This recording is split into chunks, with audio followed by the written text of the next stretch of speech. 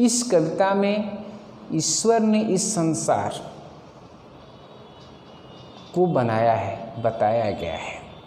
संसार की खूबसूरती बहुत कुछ कह जाती है। इस कविता में हमें कवि पंडित रामनरेश त्रिपाठी द्वारा बताया जाता है। इन्हें निहारने मात्र से ही हमें ईश्वर को नमन करने का मन करता है। जब हम सभी लोग इस संसार को, इस दुनिया को देखते हैं तो उस समय हम ईश्वर को नमन करने के लिए इच्छुक हो जाते हैं। हम ईश्वर का धन्यवाद और प्रणाम करने के लिए तैयार हो जाते हैं, क्योंकि यह इतना सुंदर संसार है जो ईश्वर द्वारा हमें प्रदत्त किया गया है, दिया गया है। जब बहुत सुबह में तुम सभी लोग या हम सभी लोग उठकर देखते हैं, जब बहुत सुबह चिड़ियाएँ उठकर कुछ गीत खुशी की गाती हैं, जब सुबह में चिड़ियाएँ चहकती हैं, गीत सुनाती हैं, कलियां दरवाजे खोल खोल जब दुनिया पर मुस्काती हैं, जब जो कलियां अपनी कलियाएँ खिलती हैं, सूर्य के प्रकाश की प्राप्त करने के बाद वह फूल के रूप में हो जाती हैं, जिससे दुनिया को देखती हुई मुस्कुराती हैं, प्रसन्नचित होती हैं। खुशबू की लहरें जब घर से बाहर आ दौड़ लगाती हैं, हे जग के सृजनहार प्रभु तब याद तुम्हारी आती है।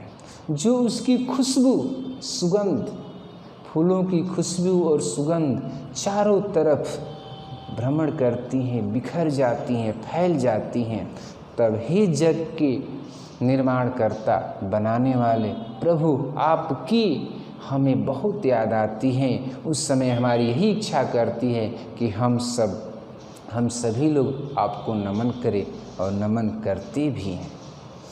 जब छमछम बूंदें गिरती हैं, जब बारिश की छमछम बूंदें धरती पर गिरती हैं, जिससे प्रकृति में हरियाली उत्पन्न होती है, बिजली चमचम कर जाती है, जो बिजली गरजती है, चमकती है, मैदानों में, वन बागों में जब हरियाली लहराती हैं, उस बारिश के द्वारा मैदानों में, खेतों में हरियाली लहराती हैं, सुंदरता बढ़ जाती है प्रकृति की। जब ठंडी ठंडी हवा कहीं से मस्ती हो ठोकर लाती है, जो ठंडी ठंडी हवाएं चलती हैं, जो मस्ती से ठोकर लाती हैं, हमारे शरीर को स्पर्श करती हैं, तो हमें बहुत आनंद आता है।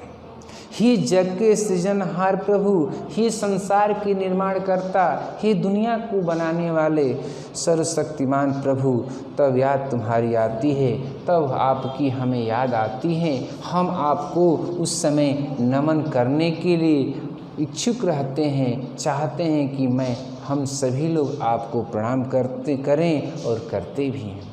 इस कविता में पंडित रामनरेश त्रिपाठी जी द्वारा अच्छी तरह से प्रकृति के वर्णन किए हैं और उसे बताए हैं कि हमें इस सुंदर प्रकृति, यह सुंदर दुनिया, यह संसार भगवान द्वारा, ईश्वर द्वारा मिला है, जिससे हमें इसके साथ अच्छी तरह से समन्वय बनाकर रहना चाहिए।